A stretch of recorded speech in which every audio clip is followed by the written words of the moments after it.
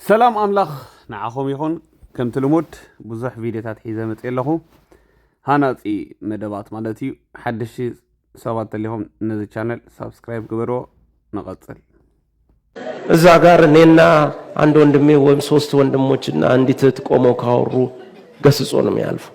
ምን ይሆነ ነው እየተቀደ ምንድነው የቸርች ግቢ አይደል እንዴ? እዚህ ጋር የቆመ ሰው ካለ ገብታችሁ አትጸልዩም እንዴ?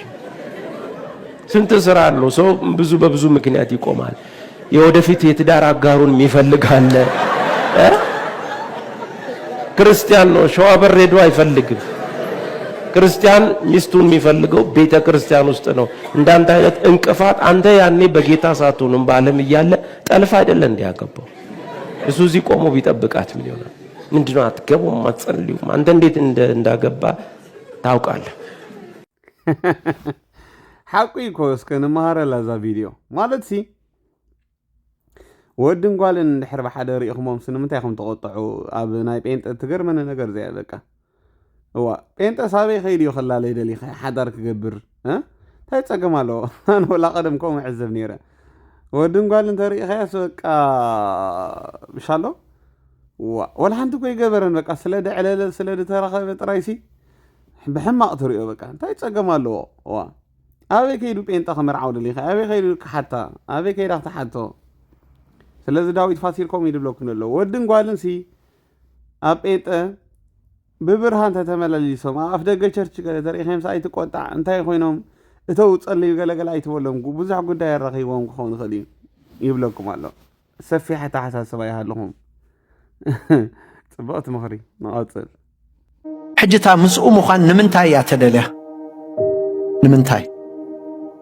ምኽንያቱ ምስ ሓደ ሰብ ብዙሕ ግዜ እንድሕር ደኣ ጌርኩም ብዙሕ ነገር ካብኡ ትወስዱ ሓቀይ ዶ ትመስልዎ ሓቀይ ከይተፈለጠኩም ትመስልዎ ኣዘራርባ ትወስዱ ኣክሽን ትወስዱ ምኽንያቱ ግዜ እንዲበዚሕ ግዜ በዚሑ ትፈልጡ ዲኹም ጎይታና ኢየሱስ ክርስቶስ ከዓ በኹሪ ሓወይ እስክበሉ በልዎ እስከ ዝቓልዚ ኢየሱስ እንታይ እዩ በኹሪ ሓውና እዩ ኣብ ቅድሚት ዘሎ ክንሪኦ ክንቀድሕ ካብኡ መቕዳሕ ኣይፍቀድን እዩ ብዙሕ ግዜ ምሽ ዶ መቕዳሕ ኣይፍቀድን ንብሎ ካብ ፈተና ኣብ ገለ ኣብ መንፈሳዊ ዓለም ግና ኢየሱስ ክንቀድሖ ዝተፈቕደልና ኢየሱስ ኢና ንቐድሖ ንዑ ቅድሕ ተብሎ ቅድሕ ንዑኡ ትሪኦ እናረኣኻ ምኽንያቱ ካብ ዘለዓለም ዝነበረ ምኽሪ ኣምላኽ ንሱ እዩ ንሱ በቲ ዘለዓለማዊ ፍልጠቱ ምስ ፈለጠና ንብኽሪ ወዱ ምእንቲ ክመስሉ ቀደም መደቦም ነቶም ዝመደቦም ፀውዖም ነቶም ዝፀውዖም ኣጽድቖም ነቶም ዘጽድቖም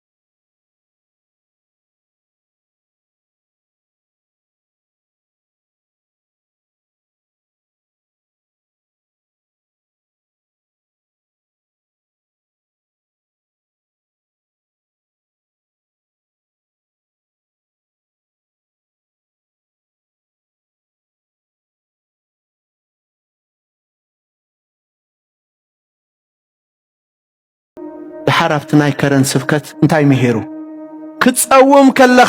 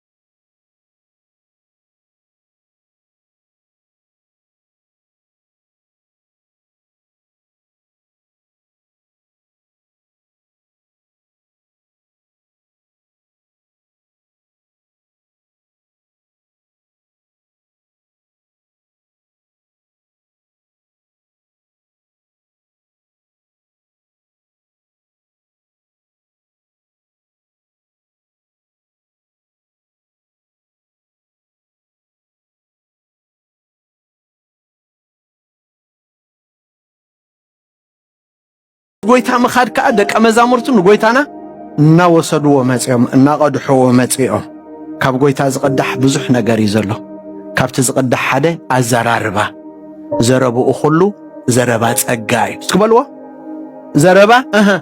ዘረባ ጸጋ እዩ ነዚ መጽሓፍ ቅዱስ ኩሉ ሳዕ ዘረባኹም ብጨው እተቃመመ ብጸጋ ይኹን ዝብለና ምስ ጎይታ እንድሕር ብዙሕ ግዜ ወሲድካ ዘረባኻ ጥዑም ይድኹም ጴጥሮስ ኣብታ ናይ ፍርዲ መዓልቲ ምስኡ ይነበርኩን ገለ ኢሉ ምሽ ክሕድ ነይሩ እቲ ክሕደቱ ከዓ ዘይክእለሉ ኮይኑ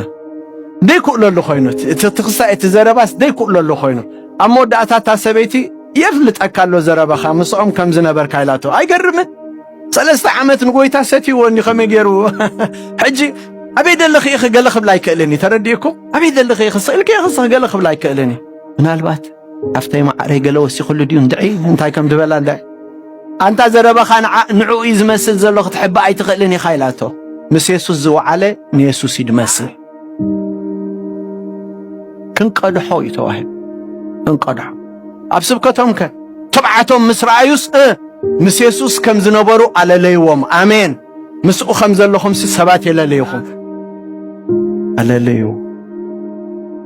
ጴጥሮስ ሞት ተሰኣልና ኢሎም ሓደ ግዜ ቢዮጴ ኸይድ ከሎሲ እንታይ ገበረ ከምታ ንሱ የሱስ ከተስእ ከሎ ሞት ነቶም ዝበኺ ደገ ሙሻው ጽዮም እሱ ከዓ ደገ ውጽኢልዎ ካበይ ኣምፂዎ አንታ ነገረን ንዶ ካበይ ኣምፂዎ ምስኡ ምዃን ማለት ካለ ኣይኮነን የሱስ ክንቀድሖ ዝተዋሃበና ሓውና እዩ ቅድሕ ከነብልካው ዝኾነ ክንመሳሰል ንዝኾነ ክንመስል ኣይተጸዋዕናን ንምስል ወድኹ መስሉ ቀደም መደቦም ምሽብል ኣብ ኤፌሶን ከዓ ክትርእይዎ ከለኹም ናብ እኹል ሰብኣይ ናብ ልክዕ ምልኣት ብጽሕና ክርስቶስ ክሳዕ እንበጽሕ መዕቀነ መን እዩ ኣብ ዝኾነ ክርስቶስ ከምቲ ንሱ ዘፍቀረኩም ንሓድሕድኩም ከምቲ ንሱ ይቕረ ዝበለልኩም ከምቲ ኩለን ናብ ጎይታ እየ ናብቲ በኹሪ ሓውና እንጥምታ ካብኡና ተማሃርና ንዕኡና መሰልና ኢና ንኺዳ መወዳእታ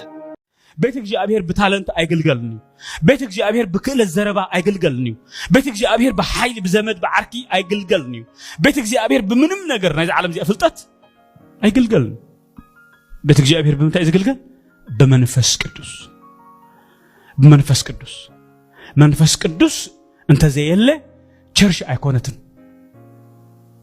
ንሓደ ሰብ ክርስቲያን ምዃኑ ዘረጋግጸሉ መንፈስ ቅዱስ እዩ ንሓደ ሰብ ክርስቲያን ዝገብሮ መንፈስ ቅዱስ ይምበር ከም ናግለ ወድሓኒ ይቅበለለኹ ኢልካ ስለስተቀበልካ ክርስቲያን ከይትኸውን ከይመስለካ መንፈስ ቅዱስ ነቲ ዝተዛረብካይ ቃል ክሓብሮ ክኽእል ኣለዎ ክርስቲያን ዝገብረና ንዓይን ንዓኻትኩምን መንፈስ ቅዱስ እዩ ኣገልገልቲ ክርስቶስ ዝገብረና መንፈስ ቅዱስ እዩ ባዕልና ኣይኮነን ታለንትና ኣይኮነን ክለ ዘረባና ኣይኮነን በቃ ተዛሪብካ ስለዚ ኸኣልካ ኖ በቃ ዶክተር ስለዝኾንካ ኢንጂነር ኮንካ ገለስ በቃ ብዙሕ ኣብ እስኮላ ፀጊብካ መፂኻሲ በቃ ኣገላለፃ ናይቲ መፅሓፍን ኣቀራርባ በቃ ኣቀናቢርካ ናይ መምፅኣን ስለዚ ኸኣልካዮስ ቤት ኣምላኽ ተገልግል መስለካ ኖ ጌጋ እንታይ ደኣ ብመንፈስ ቅዱስ እዩ ዝገልገል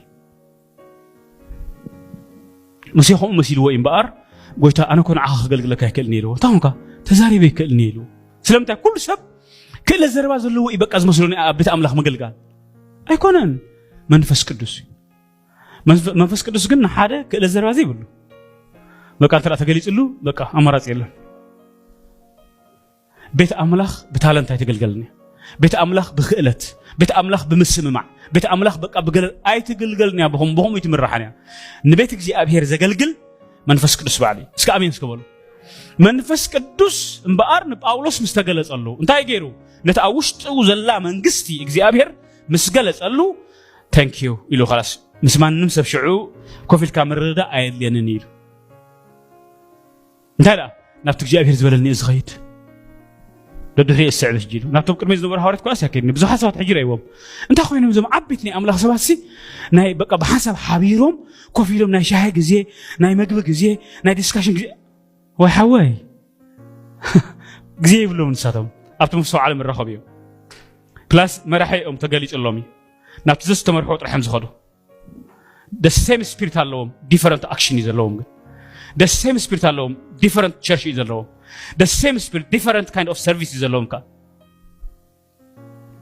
بزح سبق بحسب ميسكم كبقى مزيال كان تقع ويلك املاك حبيروس املاك مسخالو هم زبايل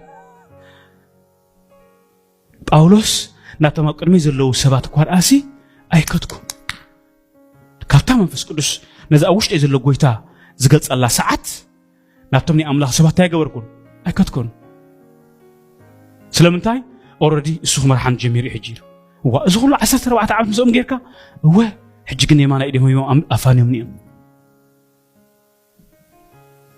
ቤተ ክርስቲያን ናይ ጎይታ ስለዝኾነት ንዓዝ መርሐን ዘገልግላን ድማ ጎይታ መንፈስ ቅዱስ ጎይታ መንፈስ ቅዱስ ዘተሰኦም ሰባት ካ አማከልና አለው አውዳትን አዋርድን እሰሜም ዝመርሕዋታ ማህበር ናይ መንግስት እግዚአብሔር አብ ኢየሱስ አቅሚጥዋ እዛ ህይወት እዚኣ ናይ አቦ ህይወት አወዱ ኢየሱስ ብሰዓት ድማ ናባና ድማ አምጽይዋ ነዛ ህይወት እዚኣ ዝቅበል ዘበለሰብ ኩሉ መጀመሪያ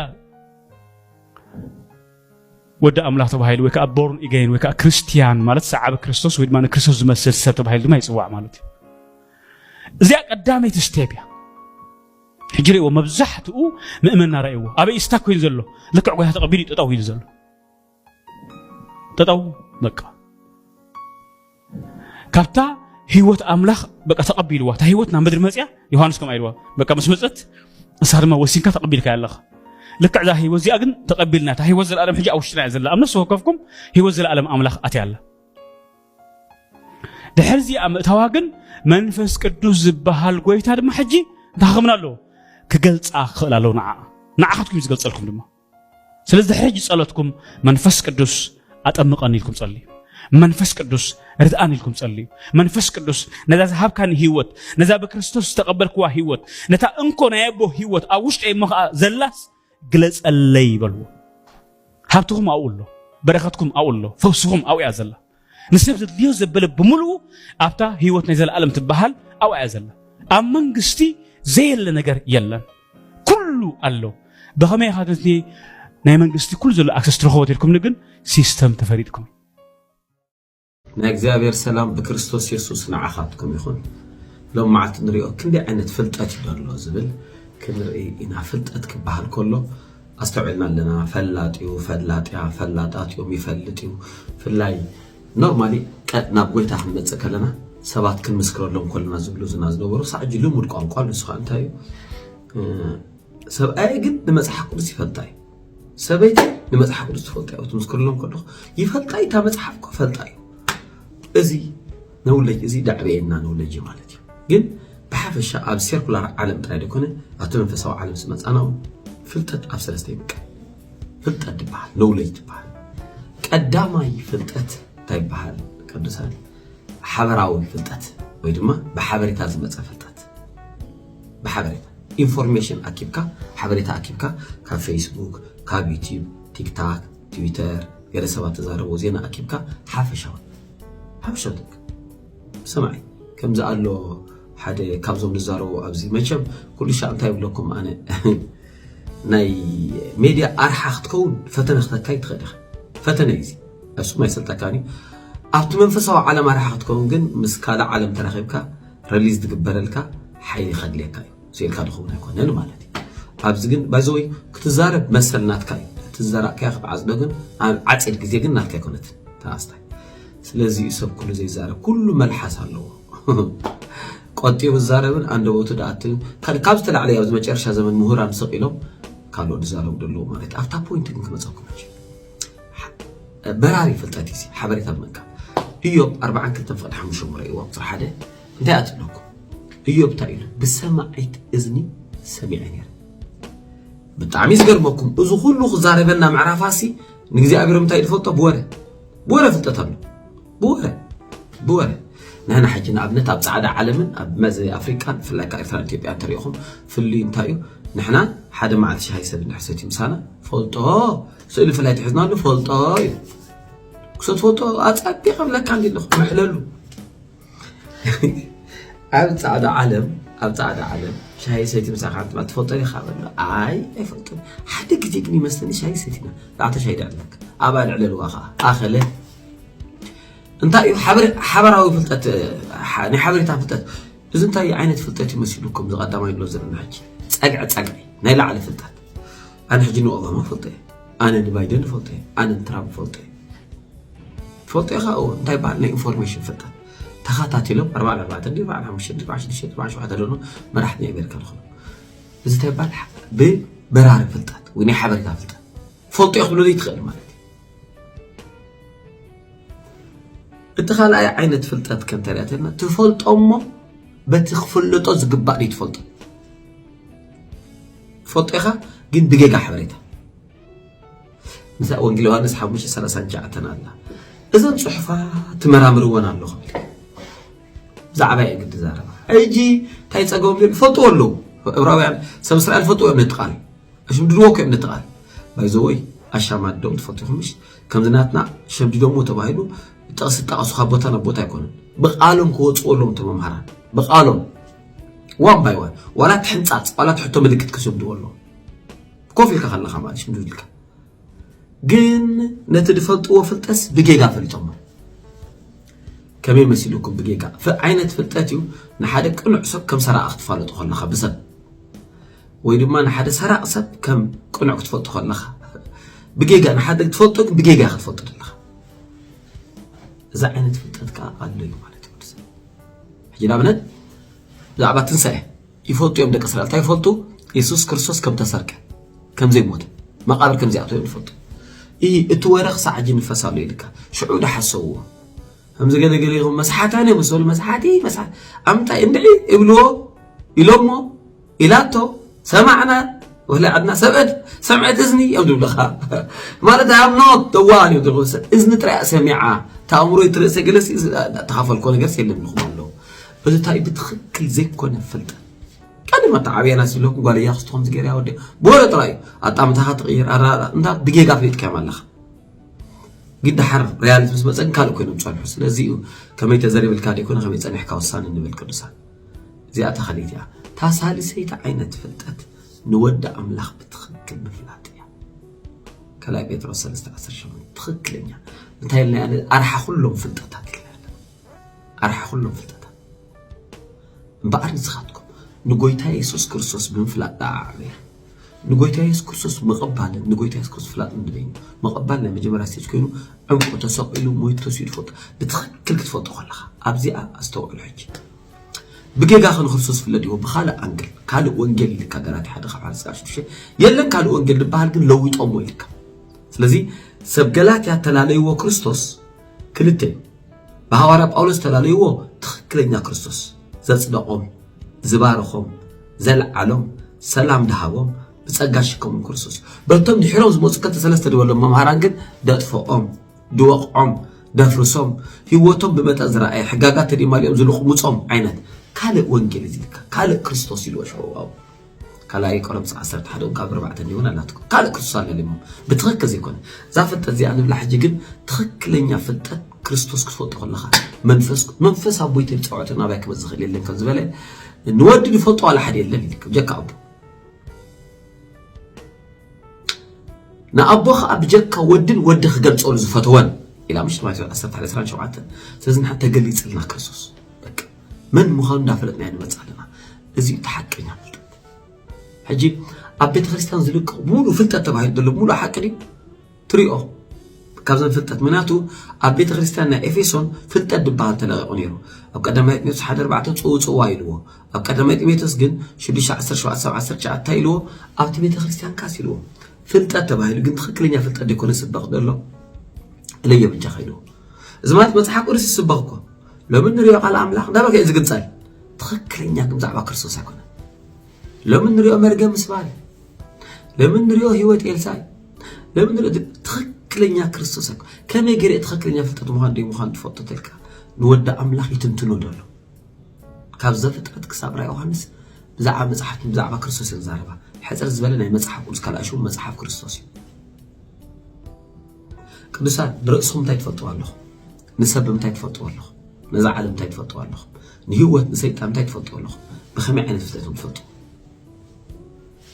نحبريتها فلتادو بجوجل فلتادو بمجلات فلتات قدام يوحنس قدام قرنطس كنت 5:10 حدا منفس قدوس نوانا دمص تخاب أملاخ تقبلنا يا متاك نقرن دس يبلوكم كرس أنفسكم مسلمين إذا قلت سألك السوزمت نيسوس كخبره نيسوس كنت نيسوس كرسوس من فلات عباية قدسة منفسكم سدات قلت سألكم كرسوس أبسبكو بيتغيستان أقل قلت تسلف كرسوس تلعب سباخ كندي عمت جيرو ماني بزي قدس you are blessed وتاي باركم كم زقبروا شير قبروا ويخم نتي دخيل دلو زي أبيري باركم أنا هوري حنشم مع التوري متواص أبكى أتدليتم سبات بزن تليفون زيهم تمزقبوا كونفرنس على ناس إحنا يدلنا وري على إسران شمات إسران شات حكى عبو كونفرنس على أمي متصحب تختار خبوت لي أب أمازون.com وان تخوينو زي تفتنو وان تواننا نمنتاي وان توان زي تفتنه نمنتاي بسبيكر جلس بختيل كاني هذا مصحف قدساوي زعوتك عوتي خازتك ترديهاني مصحف قدساوي زعوتنا عوت انتهي تيلكاني ملكتي معناته قبل هارات معرف كلتا ندحر كيدنا بيتروس نتوم 3000 نفسات ناب غويتا زومصو بعاو بزبله زمصمبر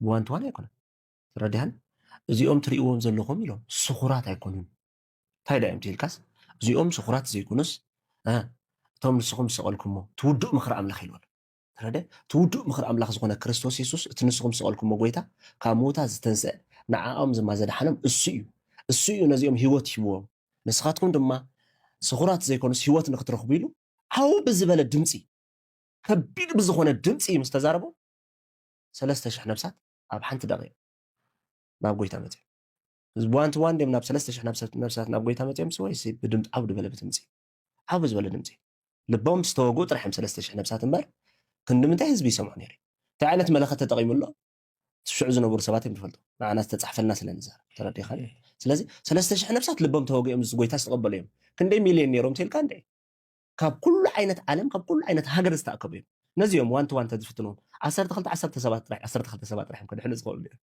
بحنت جزء جن بزحات سبعة تدحنا اللي تخل تايتيلكا مايك ويدما ملختي قال اك نغركا قبرها ريت معرف شو منتز اللغة فيليبوس نساماريا خيدوم تاي قبر لهم وانجيل سبق لهم هكذا ابتخ تموت ايدو ما تاي قبر لك وانجيل سبق لهم كلهم تمهز بدما بتز قبرو زنبره تامراتن بتز سبقم زنبره وانجيلن كلهم تاي قبر يبلك እንዳተ ደነቁን እናተገረሙ ሞኻ ሰማርያሲ ስምዖን ድበሃል ጠንቋሊ ነታ ከተማ ብምልእ ተሒዝዋ ዝነበረ ኣሲርዋ ዝነበረ ብእንታይ ድበሃል ብጥንቁልና ተታሒዛ ዝነበረት ከተማ ነዛ ከተማ እዚኣ ዋን ትዋን ኣይኮነ ሰብ ይኾን ዓው ብዝበለ ፅምፂ ብሓይሊ ተኣምራትን ምስ ሰብኾም ሰማርያ ብምልእ እታ ጎይታ ተቐቢሉ ሰማርያ ብምልእ እታ ከተማ ኣይኮነ ጥራሕ እቲ ስምዖን ጠንቋሊ ከይተረፈ ጎይታ ተቐቢሉ እዚኦም ብምንታይ ተጠቂሙ ብዓበብ ዝበለ ድምፂ ተረድያ ንሓባር ምክንያቱ ሓደ ሰብ ዓዲ ሙሉእ ክበፅሕ ተኮይኑ 100 ዓመት ይኮስተል أوش تحت أرجع زين حركة بصحله خن كانت هزبي وانجيل كتب صحله خن كا ترجع نخله خبز حله زخ أنت أخذت تام تلك ملختي حتك نغيد ليديا شيء أي حري قويت يسوع كريستوس برسنا لا يكون رخيبه أو بزبل أفتي تقابيت مقدس مطلوت كفلي قويت يسوع كريستوس نهيوت قويت إيلو نتزارب خلو كاب تقول هزبي أفتي عداقة سلسة بخز نبرة عداقة صار ما شيء أي حر خوينا كزرقي حات شيء دل كاب تقول هزبس جزابير صنع قلب خفيت له نابت بقى باولوس زاربو زنبرون تاي قبرت لك اذنا كفتت مو مس سمعتهم لبات خفتي ترديها شعور ما تخوينا قويتا تقبل امو كم قويتا خمس تقبلكم كم امانيتن تقوصيركم نبا بيتي اتويلاتهم دما تي خايتونكا بمنتاي زاغ سبزيا بوانتوانا يكون قويتا تقبل بمزحي ترديها بزحات حواري باولوس يكون كالوت حواريات استتقوموا منقد كله بمنتاي تلك او بزبله منقدي ام متحلالف منقدي اب قرانا منقدي او بزبله منقدي أول كاتش أدري زبلك مصحف كلاين تايلوس أجارهم أبخران تيلكاكو أبل علز ولا بتانم تأخذ قبل نتمس خالص كله بتحتي خاط قبل أجارهم أبخران كل يوم بقات يليلو سلازي أبل علز بلد بوتاي وخناتو نحدا بحدا ديكونس ملو بزبل هاب كايو دمسي نحدا سب ديكونكا نمي يتسبح أنت جزيا خاتسمع ردي خان ردن سلازي وانجيل كوان توانا لعلي بملخت وكا أو بزبل دمس خسبق كله أزيو نبزح سب كده حنيخل لما تايتيل كاني وانجيلنا أب سبات أب إذن سب كبت حنبر ترديهن كدحن نقول تيسوس كريستوس مرتعي مرنا تايكون بتباب يدحن نيسا بتباب تزخون أنا سخم ساكن دقيقة كنا مدحنكو خنير بتباب ديكون بسلطاني وانجيل السبح قال لك وانجيل بحيلي ترديهن وانجيل بمتى بحيلي كل حيل أملاخ نمدحني لو وانجيل سلاز بوانجيل تاي قبرني ኣይሓፍርን ኢሉ ስለዚ ወንጌል በኃይሊ ወንጌል ዋን ቱ ዋን አለ ዶ መጽሐፍ ቅዱስ ተካን አለ ኣብነት ጎይታ ኢየሱስ ክርስቶስ ነታ ሳምራዊ ሰበይቲ ምንታይ ድሕነዋ ተልካ ዋን ቱ ዋን ድሕነዋ ታገሩ ኢልካ ኮፍ ኢሉ ኣፍታ ማይ ተቐሚጡ ታይልዋ ማይ ኣስቲኒ ኢልዋ ሳድማ ማይ ኣና ኣይሁዳዊት ስኻ ኣይሁዳዊ ሰብኣይ ካባይ ሳምራዊ ሰበይትስ ማይ ትልምን ኣላ ኻይላቶ ንሱ ድማ እታ ኣስቲኒ ዝብለክ ዘሎ ሰብ መን ምዃኑ እንተ ትፈልጢ ንስኻ ግዳ ማይ ህይወት መለመንከ ነርኪ ንስኻ ማይ ህይወት መሃበክ ነይሩ ናብዚ ኸ ተመላለስከ ንስኻ ዶ ካብዚ ኣቦና ያዕቆብ ተዓቢ ኢኻ ወይ ዓቢ ረዲኻን በመዝረራብያ እዛ ሰበይቲ እዚኣ ድሒና እዛ ሰበይቲ እዚኣ ግን ነቲ ኩሉ ህዝቢ እንታይ ገይራቶ ምፅያት ኣኪባ ምፅያት ንሓንቲ ሰበይቲ ድሒንዋ ብዙሓት ሰባት ሕጂ ዋን ቱ ዋን ሰብ ኮሉ ኢኻ መተው ነገሬን ከተተው ይላል ያገሬ ሰው። በህይወት ጎዳና ላይ ፈተና ያለ ጉዳይ ነው። የቀረበ ይርቅሃል፣ ያጀበ ይበተናል፣ ያመንከውም ይከዳሃል። ልክ ፈተና ሲገጥም እኔ ለህይወት አላስፈልግም ምትል ከሆነ ግን ለስተት ትዳረጋለህ።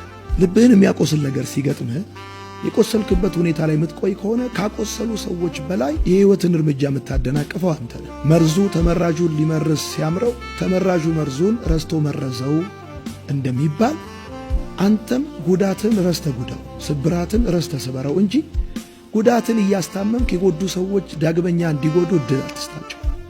የቀበሩን ሰዎች መውጫ፣ የጣሉን ሰዎች መነሻ ለማድረግ የምትጣጣር ከሆነ መቼም ህይወትህን ከስብራት ልታድነው አትችልም። ልታጣ የማትፈልገውን ነገር ስታጣ ማሰብ ያለብህ ህይወት እንደዚህ አይነት አጋጣሚ እንዳላትና አምላክ ደግሞ የበለጠ ትሩፋት ያለው ነገር እያዘጋጀልህ እንደሆነ ነው እንጂ ማሰብ ያለብህ ያቆሰሉህና የቆሰልክበት አካባቢ በመቆየት ለተጨማሪ ጉዳት ራስን ማጋለጥ የለብህ። ካልተውናቸው የማይተውን ብዙ ነገሮች አሉ። እነርሱ የማያስተኛ ነገር ተናግረው እቤት ገብተው ተኝተዋል። ሰላማችንን መጠበቅ ያለብን እኛ እንጂ በፍጹም በትላንትና ህመማችን እየተከነከንን የወደፊት አዲሱን ምዕራፋችንን እንዳንጀምር በራሳችን ላይ ራሳችን ወጥመድ ማኖር የለብንም። አንድ ልጅ ሰምታችሁ ይሆናል። ውቅያኖስ ዳር አሳ እያጠመደ እየጠበሰ የሚሸጥ ልጅ ፍሬሽ አሳ ያወጣና እየጠበሰ ይሸጣል። ለመዝናናት የሚመጡት ቢቹ ጋር ይመጣሉ። የታወቀ ቢች ነው። እዛ ላይ አሳ እየጠበሰ እሱ እያወጣ ይሸጣል። ቆንጆ ነው እና እየመጡ ይበላል። እና አንድ ሰውዬ አንድ ሚሊዮነር ሰውዬ አንድ ጊዜ ለመዝናናት ሄዶ እዛ ቢች ልጅን ቁጭ ብሎ ያወራዋል። በቃ ይሄን ነው የምትሰራው አሉ። አዎ አሉ። ለምን አትማርም አሉ። ከዛ ለምን አለ ልጅ በቃ ተምረህ ትምህርትን ስትጨርስ በጣም ትልቅ ሰው ትሆናለህ አለ። ከዛ ትልቅ ሰው ትሆንና እንደኔ ካምፓኒ ትልቅ ካምፓኒ ይኖራል። ከዛማ ብዙ ገንዘብ ታገኛለህ። ከዛማ በቃ እንደፈለክ ልክ እንደዚህ አይነት ቦታ እየመጣህ ትዝናናለህ። ታትሰብ ወሮቼ ከዛ እችን ኮነ ማለት ልጁ ቢማር ዞሮ የሚሆነው ሰውየው የሚነግረው እየሆነ ያለውን ነው። ኦሬዲ የዚህ ዓለም ነገር እየሆነ ወዳለው ነው የሚያመጣ።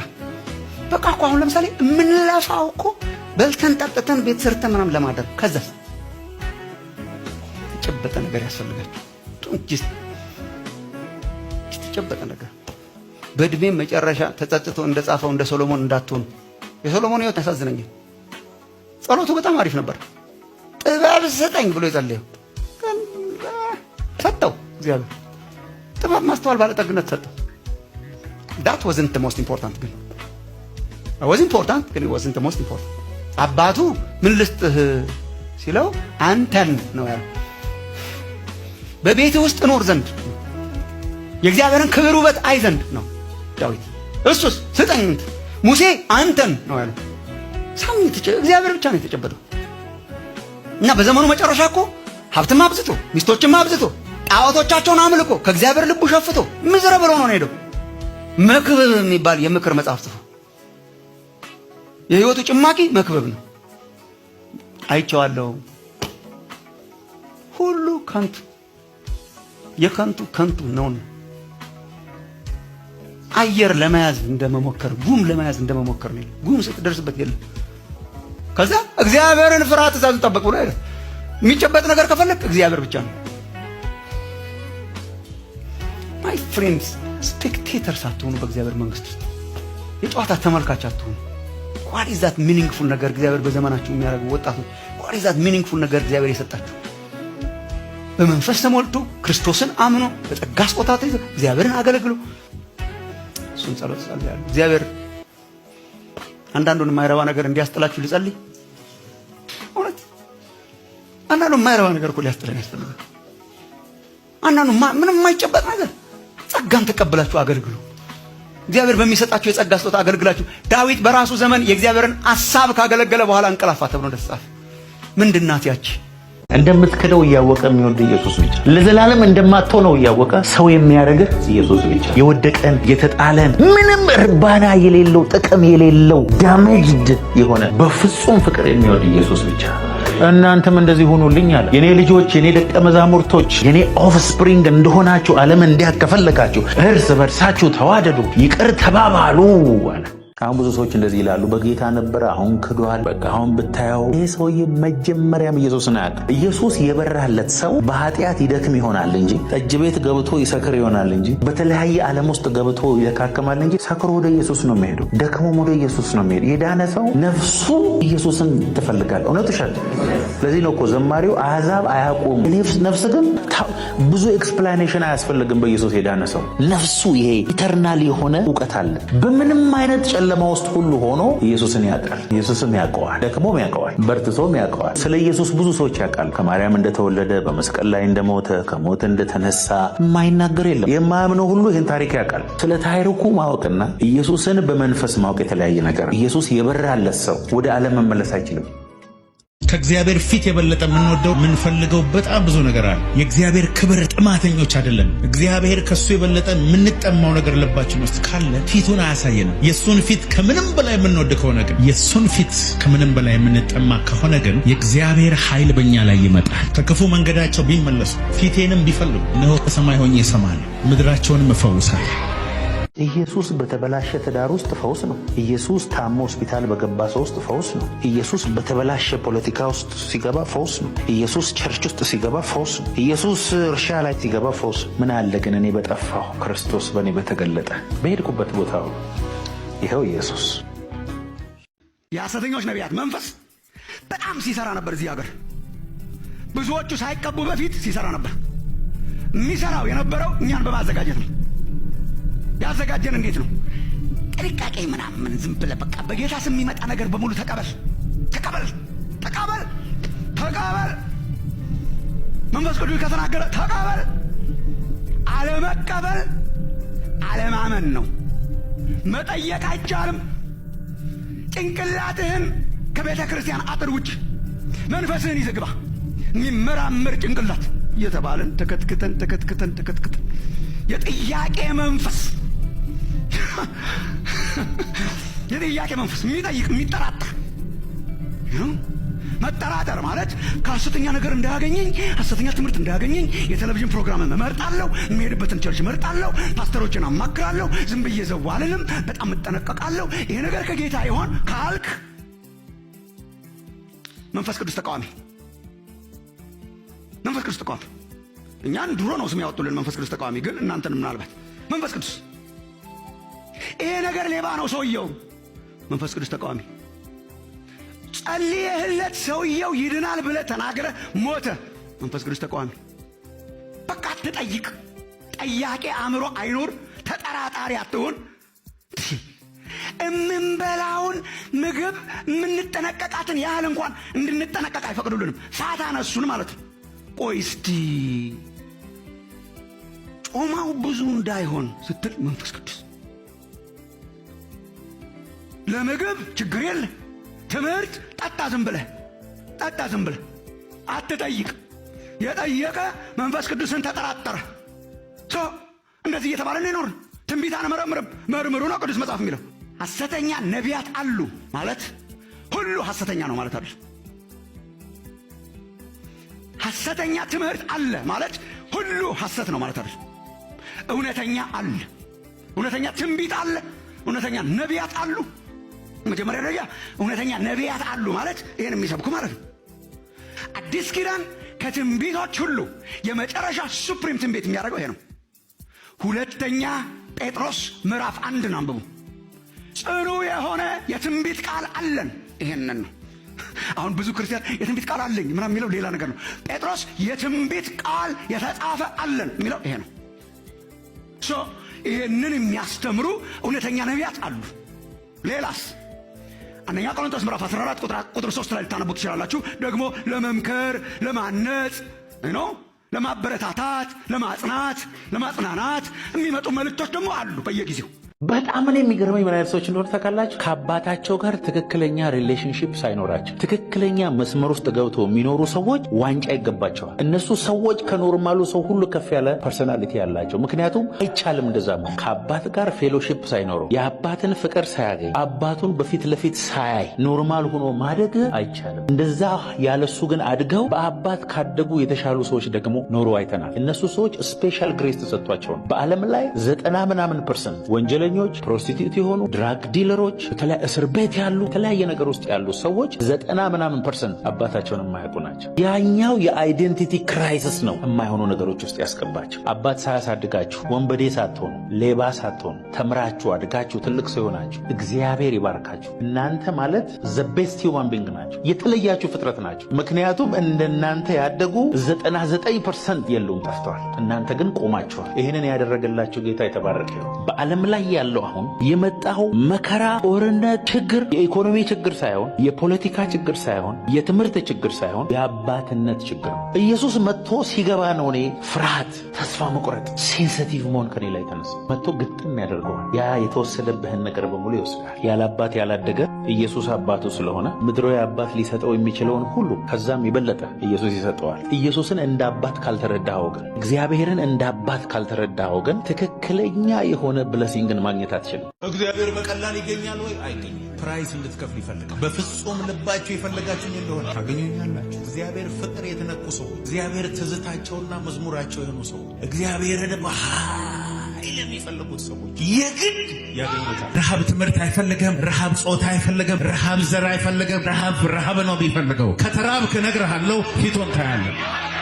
ዳዊት ከሞተ ይሙት ከዳነ ይዳን ተብሎ ድብና አንበሳ ያለበት ጫካ ውስጥ ነው በጎችን ይዞ የሚሄዱ። በጎቹ መሃል ሆኖ ግን የሚዘምረው መዝሙር እንደዚህ ነው። ዋላ ወደ ውሃ ምንጭ እንደምትናፍቅ አቤቱ ነፍሴ አንተን ናፈቀች፣ እንጨትና ውሃ በሌለበት ምድረ በዳ አቤቱ ነፍሴ አንተን አለች። ወዴት ነህ ጌታ ሆይ? ራብከኝ፣ ጠማኸኝ፣ ፈለግኩ፣ እስቲ ቀባኝና ሰው አድርገኝ ግን ብለዋል። እሱ የሚለው እግዚአብሔር ሆይ ነፍሴ አንተን ፈልግሃለች። ወዴት ነህ? ወዴት ነህ? ወዴት ነህ? ወዴት ነህ? ተርበህ መንገድ ላይ ልትቀር አትችልም። ለዓመታት ተርበህ መንገድ ላይ ልትቀር አትችልም። እግዚአብሔር ለረሃብ ሁል ጊዜ መልሳለሁ።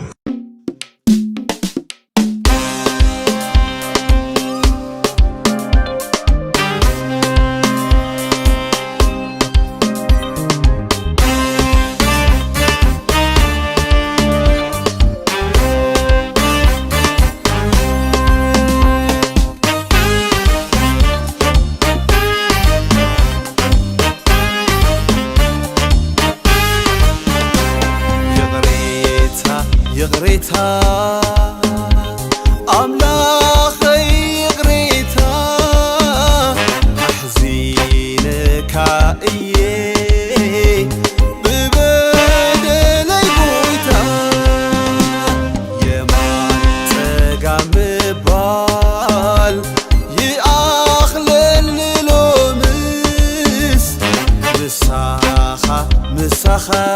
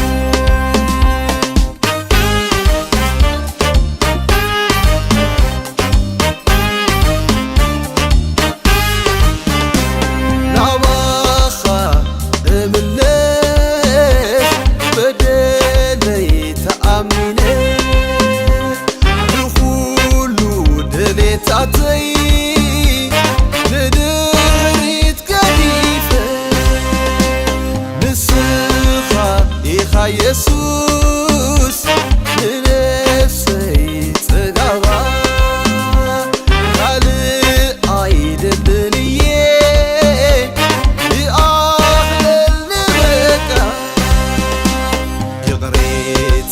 ይቕሬታ ኣምላኸይ ይቕሬታ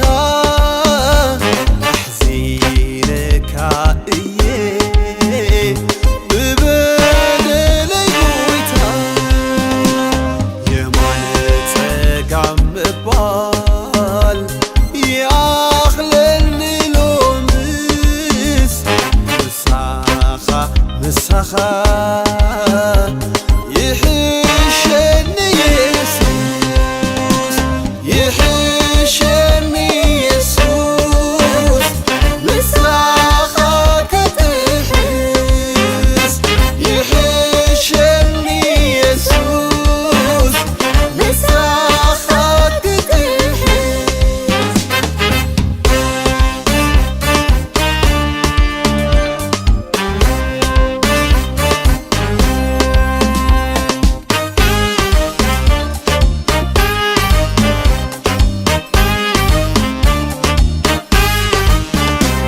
زوات عن الآه مساخي ومساخا زفلي تقويتا بلسنا راخا كلو كنتو خنتو يو ترفود خاميو زي تقل زي منو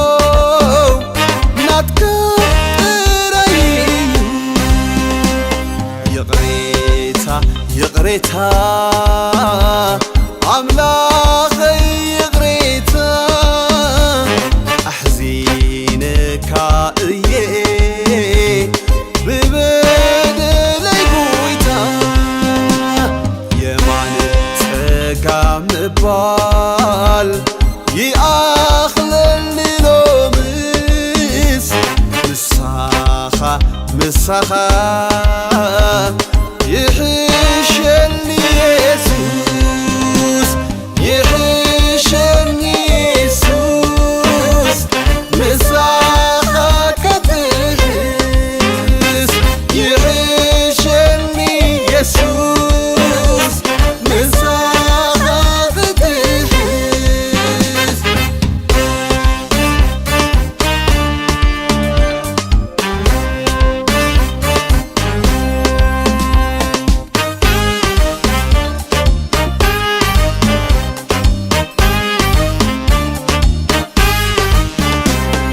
زكيري يونغلو زغبر كالي سناي قبل بي تدعيسي يملس أملاخي عصاخا بحر وتيو هم زينب بويتاي عنون كابخا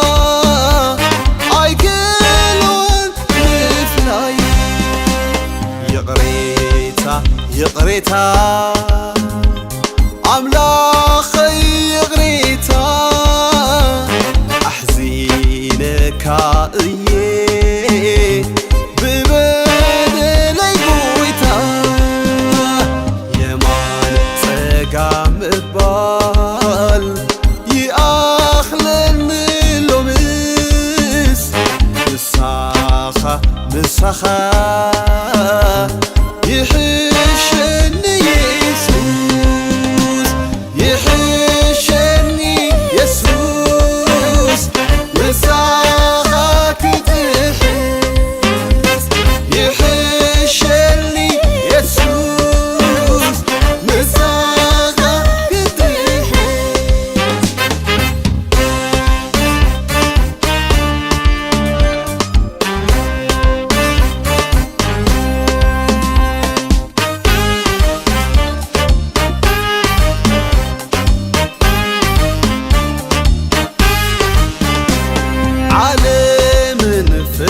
فتوتان قديفة رحريحي انخو قويتا يسوس نعاها مريته عبيتك هيو زلو اتيز بلته ازي تردي ايو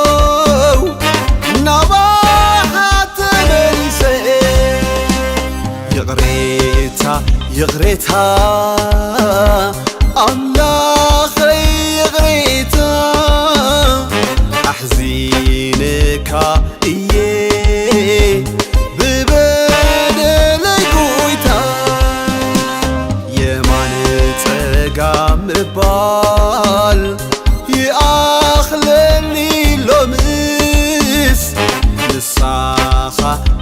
لخا